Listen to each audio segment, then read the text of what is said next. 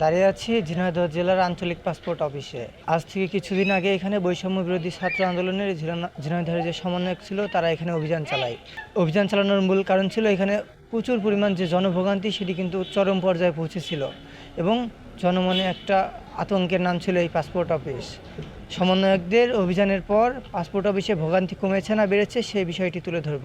এখন খুব ভালো, টাকা পয়সার কোনো প্রশ্নই আসে না। অভিযানের পরে ভালো মনে হচ্ছে। হ্যাঁ, সব কিছু তাড়াতাড়ি হচ্ছে, ফার্স্ট পাচ্ছি পাসপোর্ট। আমি 2016 সালে পাসপোর্ট করছিলাম। পাসপোর্ট করার পর এই পাসপোর্ট হচ্ছে যে আমার কাজে লাগিনি, আমি রেখে দিয়েছিলাম। পরবর্তীতে আমার পাসপোর্টের সমস্যা, আমি দেশের বাইরে যাওয়ার জন্য ইচ্ছুক।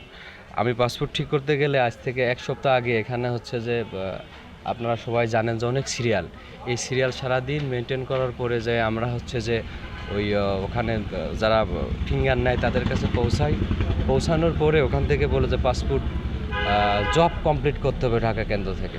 তো এখন আমরা যে যেটার একটা ভোগান্তি, এই যে জব কমপ্লিট ঢাকা কেন্দ্রে বা হেড অফিসে যে করবো, আমরা তো অনেক সময় সাধারণ মানুষ জানিও না। আমরা দেখা যাচ্ছে কেউ ব্যাংক ড্রপ করতে পারি, কিন্তু হচ্ছে যে এই জব কমপ্লিটে ঢাকা যায় এগুলো বুঝি না। তো এখান থেকে আমরা 2 দিন আসার পর সিরিয়াল থাকার পর এখানে রুলস আগের মতোই, আগের থেকে পরিবর্তন হলেও এখানে আমাদের এডি স্যার আছেন, ওনার সাথে দেখা করতে গেলেও অনেক সময় ওয়েটিংয়ে রাখতে হয়, মানে ওয়েটিংয়ে থাকতে হয়।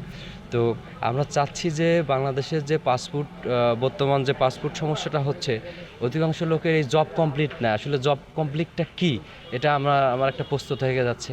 সেক্ষেত্রে আপনাদের কাছে অনুরোধ, আমাদের এডি স্যার আছে, এডি স্যারের সাথে কথা বললে আমাদের যারা জনগণের যে ভোগান্তি, বেশিরভাগই মানুষের এই জব কমপ্লিটটা কি আসলে এটা জানার ইচ্ছুক।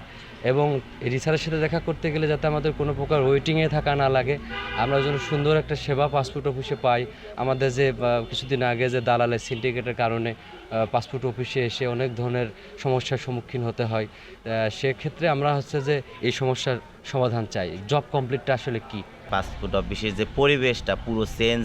কিছু কিছু অফিসার ছিল, তাদের মনে করেন যে জিম্মি ছিল, পাসপোর্ট অফিস সেবাটা দিত না, অনেক মানে আচরণটা খারাপ আসতো। সেইগুলোর থেকে এখন ঝিনাইদহ পাসপোর্ট অফিস অনেকটা মানে মনে করেন যে অবমুক্ত হয়েছে এবং স্বাধীনতাভাবেই চলতেছে। মানে আগে যে পরিবেশটা ছিল, অনেক সময় দেখেছেন এইসব জায়গায় লং টাইম দাঁড়ায় থাকা লাগতো। অনেকে দেখা যাচ্ছে দাঁড়িয়ে আছে, মহেশপুর কোটচাঁদপুর থেকে এসছে, তারা দাঁড়িয়ে আছে, আর মানে দালাল চক্র যারা ছিল তারা এসে জমা দিয়ে চলে গিয়েছে এবং টাকাটাও বেশি লাগতো। মানে এইটা হওয়ার ফলে ন্যায্য মূল্যে মানুষ পাসপোর্ট করতে পারছে, যদিও বা একটুখানি দাঁড়িয়ে থাকা লাগছে। তো দাঁড়িয়ে থাকার ফলে তাদের যে মানে 2-1 হাজার টাকা বেশি লাগতো সেটা লাগছে না। আমিও আমারটা করেছি, আমি আগে, এখন আমি আমার একটা রিলেটিভে নিয়ে আসছি, তার ফর্মটা করাই এসে তাকে লাইনে দাঁড়ান করে রাখছি। তো সব মিলিয়ে আসলে এটা ভালো হয়েছে। বর্তমান সরকার বা ছাত্রদের আসলে ধন্যবাদই দিতে হয়।